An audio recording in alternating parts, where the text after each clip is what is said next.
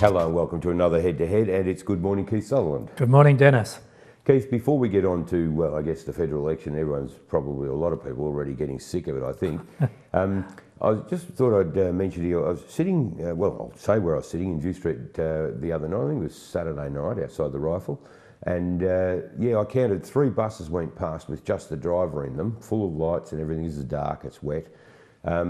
And I thought, gee, I don't know what we're getting wrong in terms of providing public transport in a place like Bendigo, having spent a week in Melbourne and hearing my kids talk non-stop about Mikey, and that's what they do. They use the trams and the trains.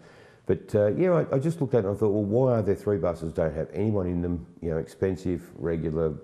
Is it a timetable issue? Do you ever use public transport in Bendigo?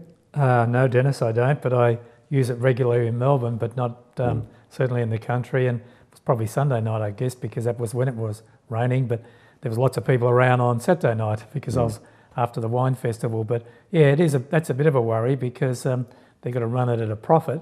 And if there's no one using it, of course, that's a problem. But when you go around during the day, I go past some of the stops in Bendigo and there's people lined up everywhere for various buses going to different positions. But no, I have to fess up that I don't use public transport in Bendigo. Don't ride my bike, but I walk a lot. I might have to put my toe in the water and try some public transport. And it's funny, the only time I've used it locally in Bendigo in the last 12 months was a real exercise too, for somebody my vintage, I guess, and how out of touch I am.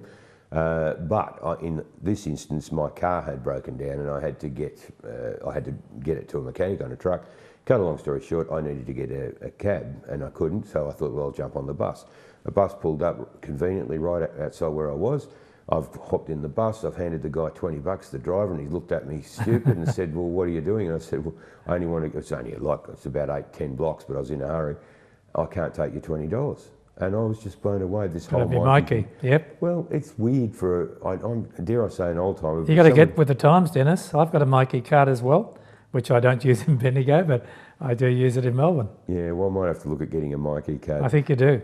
The other thing, moving away from public transport, and then most of my time spent in cars in Bendigo, but I noticed I think it was not last night, the night before, did I cop a blast on the horn up at the top of View Street, trying to go straight through View Street? And from somebody who was also trying to go straight through, but when people are turning right there to go along Barnard Street near the QEO, they inevitably block the lanes right back. You can have 15 or 20 cars there. So people, in this case, he's gone around everyone turning right and sat in the left lane and then expected to be able to proceed straight ahead, even though he's a left turn lane only. So I thought I might even get Greg Penno from Dragon City Learner Drivers Centre to come in and explain a couple of things, because the Somerville Big Roundabout is another one where I'm not sure myself of what the legals are in terms of turning left, turning right, or going straight on there. Well, maybe when they get to your age, you've got to have a retraining program and understand these technicalities. But Keith, I can't comment on them because I'm not an expert either, so I don't know. Well, I have to hang on to my driver's licence as long as I possibly can.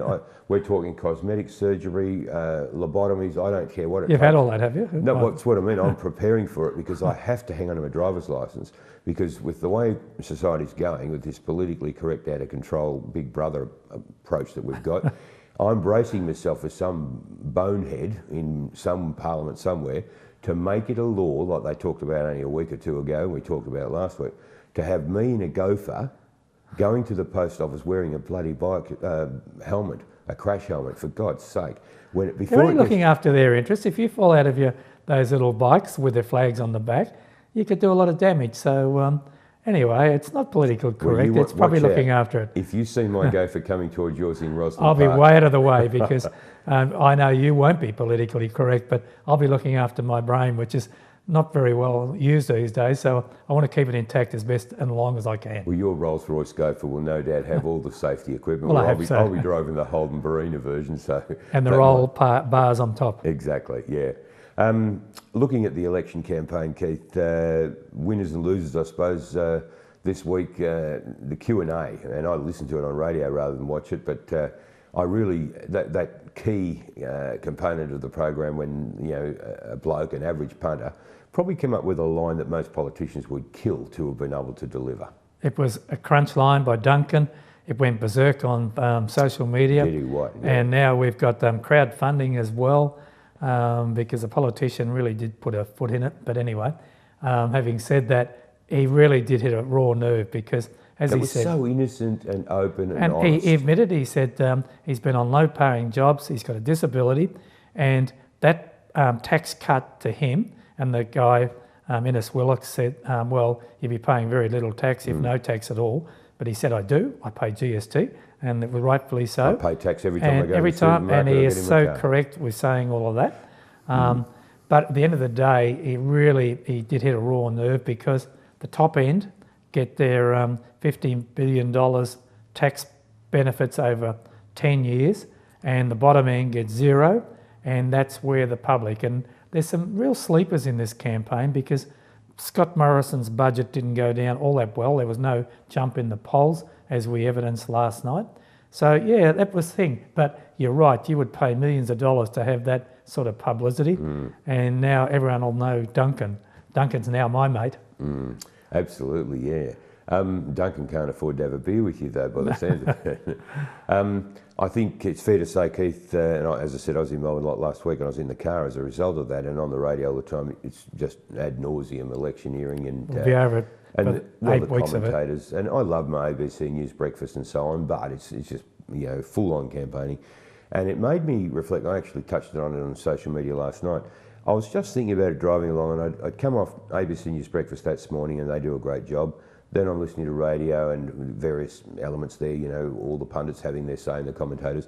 And it just I reflected on the fact that the politicians who are being interviewed, and in many cases the radio stars or personalities, the big names that get to interview the PM and the ministers, you've got to be somebody to get to that level in most cases.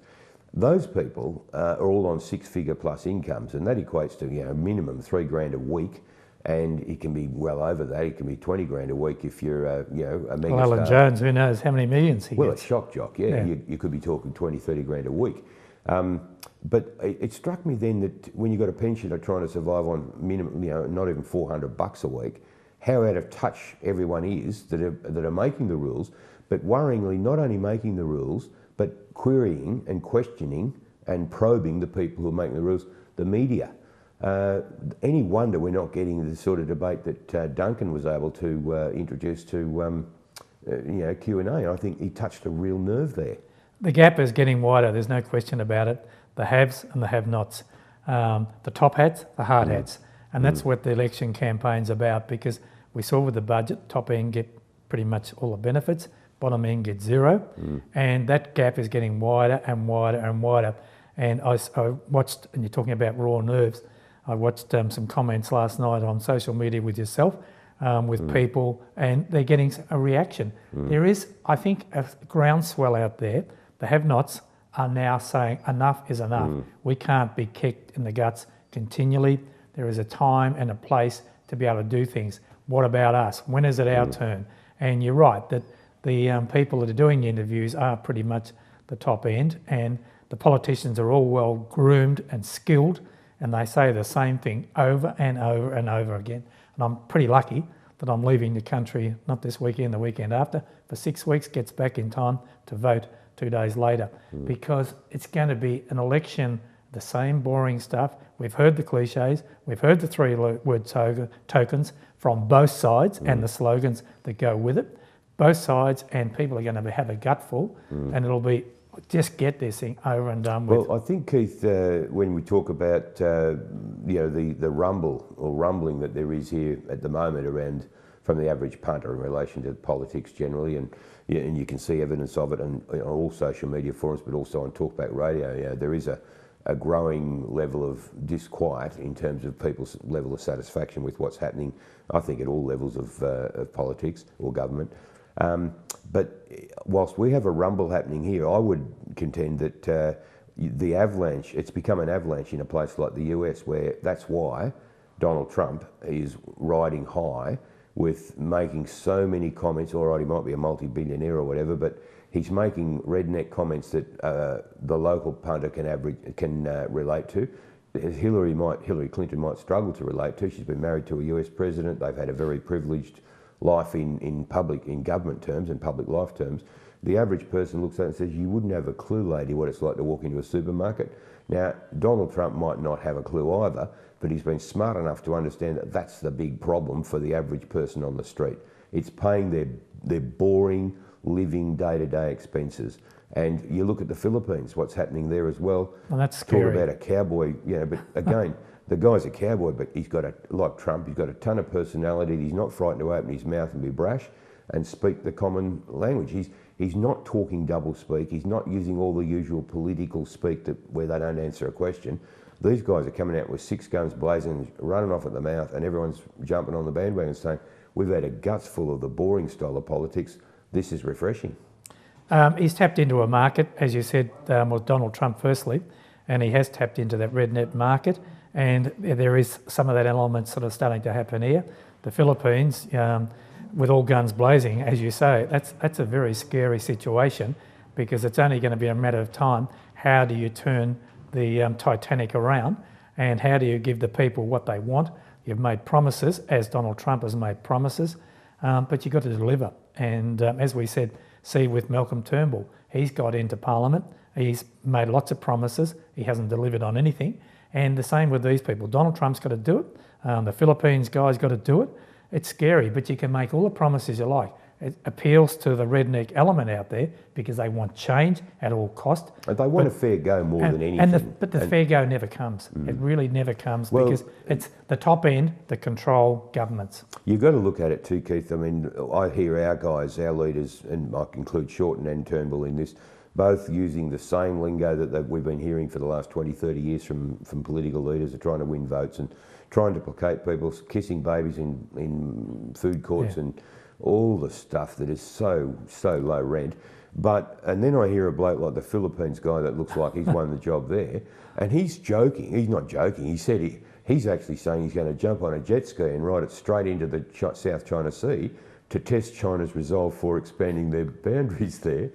You got let him do it early. Well, you've got a bloke saying that, and the average punter, yeah, that's what you ought to do. And then in the US, you've got somebody like Donald Trump, a potential president, saying, well, he's going to actually build a big wall to stop the Mexicans coming in. And everyone's cheering and throwing their hats in the air and saying, that's a great idea. Not everyone, but there's a certain element. Enough to see him. And his popularity's gone through the roof. And why, how, I'll never know. But anyway. It makes me reflect on where we're headed here in this country. I mean, I reckon we're headed for close to a hung parliament. I couldn't tell you now who's going to win, whether it be Liberal or Labor. But I do have a strong feeling the Greens and Nick Xenophon will probably end up running the Senate. So we've gone to a double dissolution election on the basis that the Senate was used as a blocking mechanism on party lines to some extent, and by independents that didn't have a cohesive level of get-together on an issue. But we're going to end up with exactly the same thing after all this. I've got no doubts that the Greens and Xenophon will control it. Malcolm Turnbull probably at the end of the day thinks, well, okay, I had 8 crossbenchers I had to appeal to, 6 we had to get votes from to get this legislation through. Dealing with 2 different parties will probably be easier, but I'm not sure that that's going to be the case. And the other thing is that we've gone to an election on a lie as well, because the Australian Building Commission ruling, there's been no mention of it. Nobody talks about it, nobody understands it, no one wants to know about it. So we have gone to an election on a lie, and we sit and wait for the things. I can't see that it's a lie. Well, he needed a trigger, why aren't we talking about it? That was the big issue that we talked about, no, but we're not talking about it. It was the right issue to trigger double dissolution. It was an That's issue. all we needed. They didn't need that. They already had 2 other triggers if they really wanted to go to an election. It was just that obviously Malcolm Turnbull's popularity is dropping, and therefore he needs to support his claim to fame, having rolled Tony Abbott. So the issues that we've gone to this election on, and particularly a double dissolution, is really not the right thing. But we'll wait and see what happens on the 2nd of July. And I don't think that we are going to be any better off, because we'll still have crossbenchers, Greens and Xenophon controlling the Senate. Yep, I've got no doubt I reckon we're headed for the same outcome that we have now, where you've got a Senate that's blocking, and that's why we've gone to the election. You'd have to look at it and say Turnbull must rue the day that he didn't have an opportunity to cause. He should have done it early. Well, everyone loved should have. He needed to have the opportunity, and everything. Well, they still had those 2 triggers. Well, they had one for a long time. Well, okay, that was enough. The Finance Corporation one was sufficient. to go to the election on, but it wasn't a strong one, nor was the building How construction. different things would have been if an election had been called immediately following the coup. He would have been the unbelievable. hero, for Yeah, sure. Would have Yep. been, definitely. Now, Dennis, just before we go, I just wanted to mention, you're trying to pretty me up with these flowers at the back, that you've been next door to Oliver Birch and making me look better. Look, we love viewer feedback here, Keith, as you know, particularly through social media. A lot of people commenting that Keith looks like he's falling apart at the seams. And he is, of course. I'm trying to explain that he's heading to the south of Europe for his usual break. We're all sweltering, not sweltering. You'll be going sweltering, through a yeah, I'll be miserable sweltering. winter. You'll be doing a cold back here, We're Dennis. going But through a it's very miserable nice winter, and he's headed for the south of and France. it's very nice of Oliver Birch to try and make me look better. I have to They're say, trying Oliver hard. Birch, we always overlook that too, Keith. They've been nothing but fantastic for us from day one, so very much appreciate the support of Deb and Tony at Oliver Birch and the team, of course. Of course.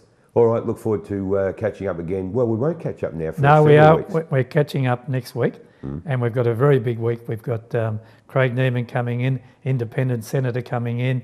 We'll hopefully have Ian Tuller coming in, another person coming in. So Pointy End will be so busy next week.